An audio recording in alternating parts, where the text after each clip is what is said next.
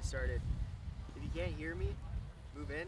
I'm gonna ask you to move in at some point too, to come look at things. Um, this is one of the shorter classes because there's not that much information, but I will demonstrate a couple of things as well. Um, First, I'm gonna start by talking about the different types of kits that I bring to each event and like what is necessary at each one, and they kind of build on each other. So the very first kit is for a day battle or day event, um, and then we'll like move up to a weekend long thing and then a week long thing, and each one builds on each other. The very first kit, the thing that I bring to everything, is some sort of multi-tool, cloth tape, a tiny little sewing kit, needle and thread, and then some kind of type of foam. Usually something that would be good for a striking surface or a pommel, or if you layer it, a stabbing tip. So this is a 1 pound EVA. This is the main thing I use for all of that. It's firm and squishy enough at the same time to be very versatile. And something that I do is I use an old piece of it to line my bags. So that has two effects. I can cut from it whenever I want, but also it protects my weapons, like as I'm storing them in traveling with it and stuff like that. The next part of the kit is for something like a weekend event. You want to add some like more tools for more utility, so like a sharp pair of scissors and a sharp knife. And then I also like to add an amount of cloth for recovering things and retaping things. So I usually use like some sort of like old cotton long sleeve shirt of some kind.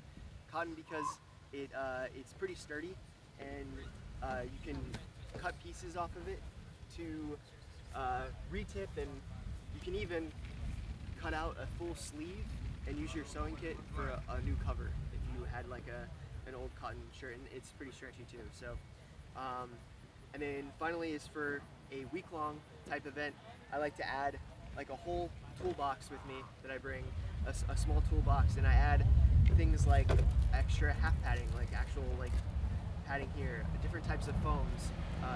This is like specifically for stabbing tips, a serrated knife, a weapon check template, and strapping tape, and some sort of spray adhesive as well.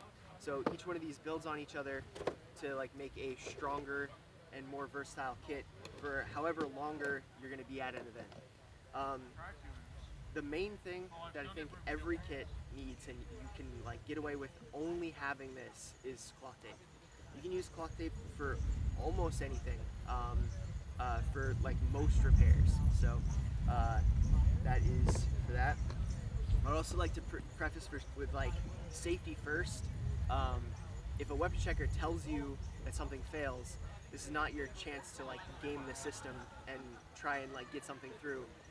But a lot of times, something a weapon checker will tell you like it fails for is very fixable very quickly. So you can go back to your camp, do the repair that they asked you to do, and bring it back. So I never bring anything to weapons check that I wouldn't want to get hit with myself. So that's like my rule of thumb is I'm not going to bring something that I think is like sketchy in order to try and get it passed. Nothing's worth it that much, so you can always borrow gear.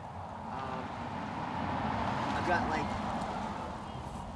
8 different like common repairs that I'm going to go over, and then after that, if you guys have any questions or have any like repairs that I didn't mention that you want to bring up, that's cool too. So the first one is a loose pommel. So I'm gonna like pass this around, but essentially it's like still on there. I can't pull it off, but it's pretty loose, and some weapon checkers don't like that. So the essential quick fix for that is a torque wrap of some kind of tape. So in your base kit, your day kit, you can use cloth tape for that, but for a slightly more permanent fix, I'm going to use strapping tape, which is a lot like a packing tape, but it has fibers weaving through it that like add a bit of strength. It has like fibers running through the center of it. I personally like the strapping tape with fibers running one way, You can get them crisscross and stuff like that, but I find that the strapping tape with the fibers that run one way you can tear easily in one direction and create smaller strips. You definitely don't want the ones that are easy tear in every direction, because if it's easy tear, it's not going to like do the fix. So the technique with this is, and if you want to move closer, if you can't see, that's fine too. I cut strips of the strapping tape at like a smaller width than the actual roll of tape, because I don't need that much. And you're trying to like lay it in a way that both of these strips can reach the handle, right? And whenever you do any sort of repair, you're trying not to compress the foam too much, because that's the part that protects. So, but you do want to secure. So I lay one like this in like a cross fashion, and then I'm pulling it down and around, and I hope you guys can see that from there.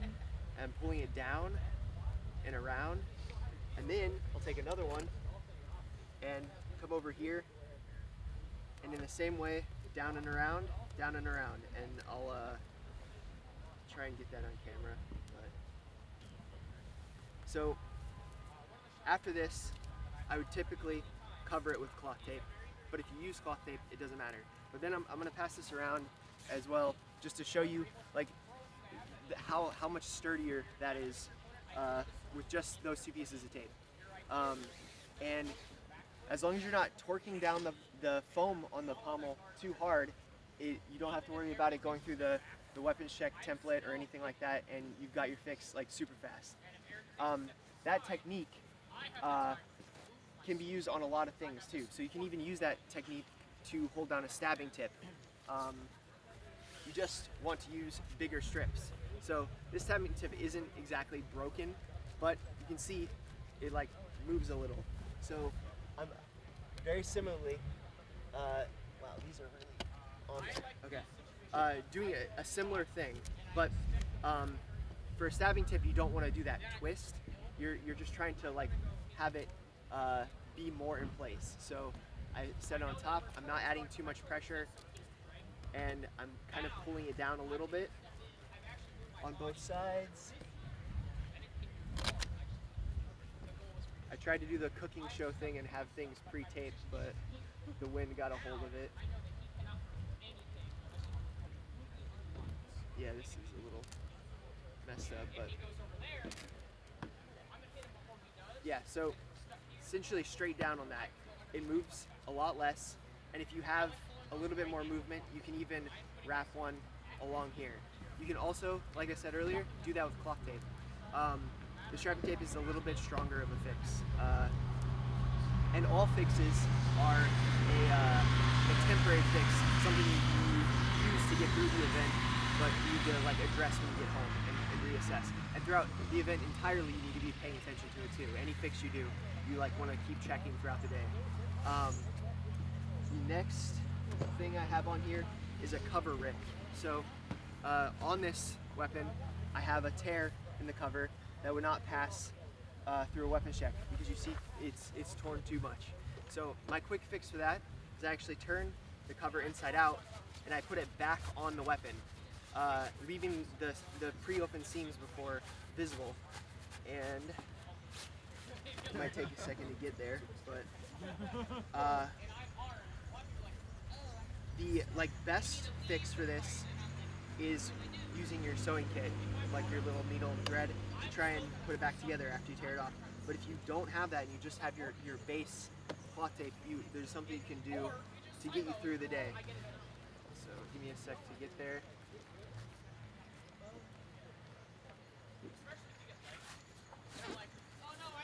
Alright, so this is my cover, that's my tear.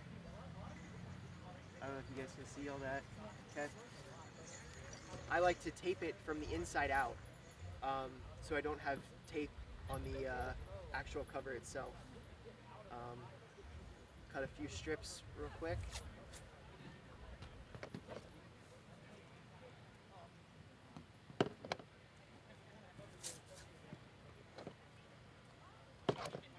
Okay.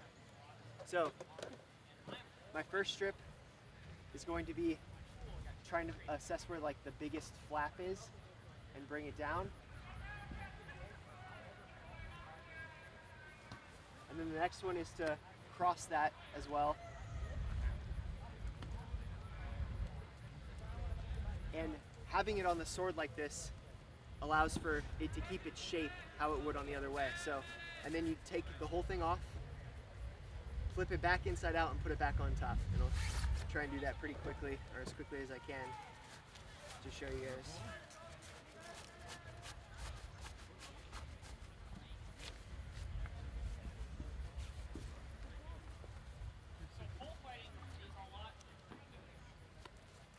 Sorry, dead air.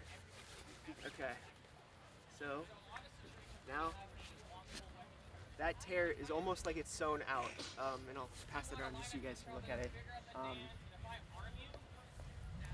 Something you want to check as well, like throughout the day, make sure the tape is still there, any sort of heat, melts adhesive, all that kind of stuff, and you want to make sure it's like it's keeping through the day. So pass that around and pass it back when we're done. Alright, so next is, let's say that your weapon is too light. You come from a different game, your weapon is too light. A quick thing you can do is grab a piece of your cloth tape about this long, and you can line pennies or nickels through the thing. Line it on the adhesive throughout the entire thing.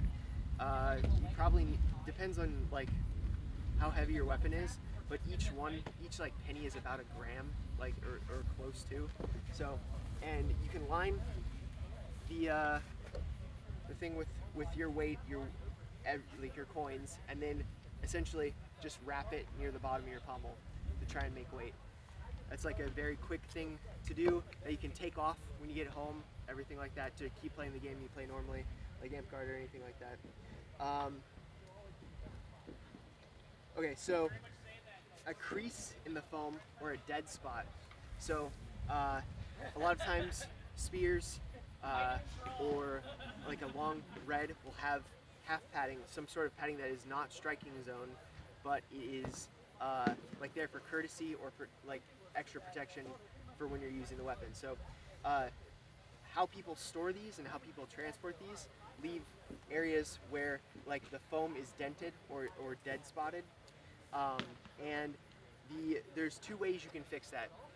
It's all about assessing if the foam is dead or if there's a crease created through your tape or your transport. If there's just a crease created through your tape, you can take a strip of cloth tape or strapping tape, preferably strapping tape, and lay a line throughout the entire thing to try and take that dent and make it one flat surface. After you do that, you want to like feel your hand on it and like do a little bit of this and make sure you can't feel the core through it. If you can't feel the core, you're going to need to add foam. So how I like to add foam is essentially making a big bandage out of foam. So if, on a bandage like that you would use for a cut or a wound, it has adhesive on two sides and then a little bit of padding to like soak up any sort of blood, right? So you're trying to create with tape and foam a bandage that you put on the spot, and you want to make sure you do not like torque wrap that too hard because you're trying to keep squishiness in the foam in this spot. So that's how you do that. Finally, stab tips. Stab tips are usually only something you want to fix at like something that's a longer event, and you want to make sure you have all the like correct materials for that. And every stab tip that I fix in an event, I immediately take home and check afterwards because it is so volatile. But you want to have like a quick setting spray adhesive and your weapon check template and a foam. And what I do is I mark out with the actual weapon template itself the new tip that I need, and then I'll cut bigger than the circle, and then spray adhesive on one side and just put it directly on top of the old tip. You don't need to do any sort of deconstruction. As long as you secure it with strapping tape or your cloth tape, you can just add another layer on top and get away with it for a little while. Like I said earlier, you're checking to make sure that it's safe on yourself and like it's something you wouldn't mind getting hit with before you take it back. Also, something that I like to do is when a weapons checker tells me this fails for X, I bring it back to the same weapons checker and tell them what I did. Like, I describe what I did when I hand it back to them, just so that like everything's clear, everyone like understands all of the information, and you're not like trying to game the system. My final tip and thing that is like common is a hole in your glove. This isn't quite weapon check repair, but when you get a hole in your glove, if you don't address it like quickly, it starts to become bigger. So I like to reverse the tape and put the adhesive on the outside for something like this. So I'll explain in a sec. So I don't want the adhesive on my thumb. It doesn't really help me that much. So if I have this hole, I don't know, I hope you guys can see that it's not like too shadowed. I have the adhesive on the outside, like facing you all, and I cover the hole, and then I tape it back to itself here, and that starts loose. Like it turns on this, right? But then I take it afterwards and use the tape normally and go on top of it that way.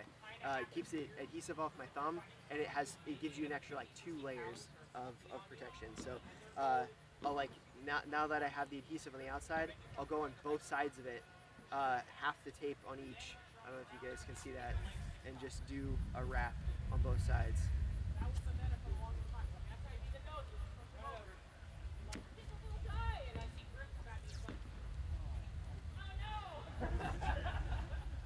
And now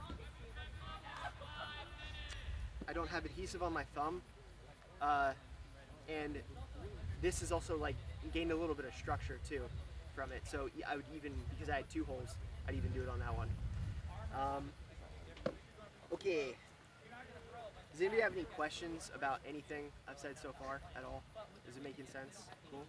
Does anybody have any like fixes or things that have happened to their weapons that they like don't know how to fix or haven't like come up with any repair ideas for themselves? No? Okay, well that's it. That's it. Thank you guys for coming. Thank you, Ash.